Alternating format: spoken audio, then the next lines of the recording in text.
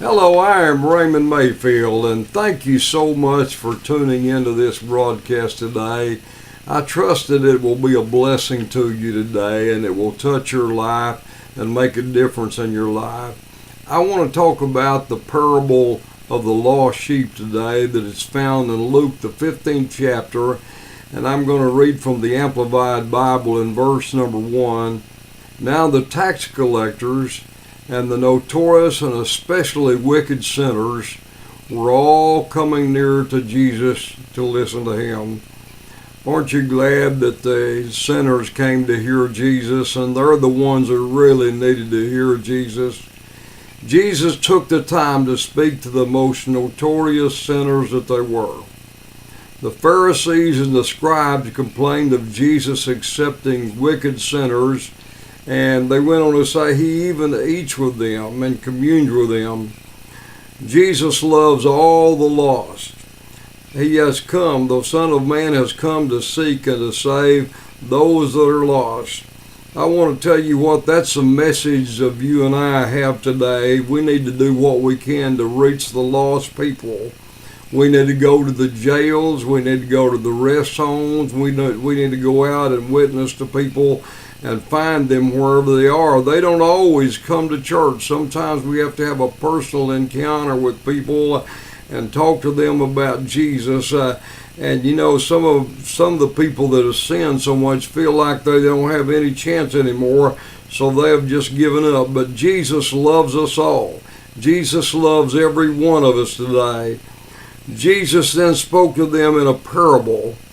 In Luke the 15th chapter in verse number 4, Jesus said, "What man of you, if he had 100 sheep, and should have one of them, does not leave the 99 in the wilderness," or parentheses, desert, "and go after the one that is lost until he finds it?" And that is a question that Jesus asked. And then he goes on to say, "And when he had found it, he lays his own on his own shoulders, and he is rejoicing that he has found that one sheep that has gone astray. And when he gets home, he summons all of his friends and says, 'Rejoice with me, because I have found my sheep which was lost.'" You know, friends, the Bible says that God rejoices in heaven when one sinner comes home. We should the Christians should extend all their efforts that they can trying to reach people who are lost and who are lost in the way and can't find their way. We need to spend time. You know, the church is just not inside the walls. The church should extend outside the walls to reach people in whatever means. And that's one of the reasons I'm doing these videos, is I want to preach to people that listen to these that need Jesus. If you need Jesus today, regardless of what you've done, Jesus will accept you in the fold.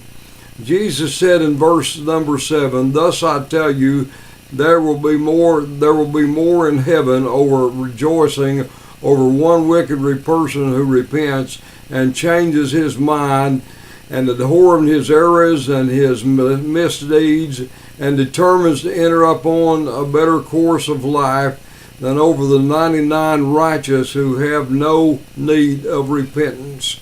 You know, heaven rejoices, and that is a great thing. When a person repents and changes his ways and looks to God, who is the author and the finisher of our faith. And that's the key to everything. We need to repent to God over our sins. We need to pray and ask him to come into our life.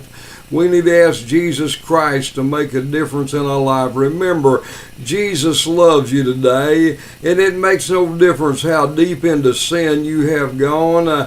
You can't go too far. There's one sin that won't be forgiven. That's blaspheming against the Holy Spirit, and that won't be forgiven. But all other sins, Jesus will forgive you. All you have to do is bow down and kneel down and pray and ask him to come into your life. Jesus Christ wants to bring you home.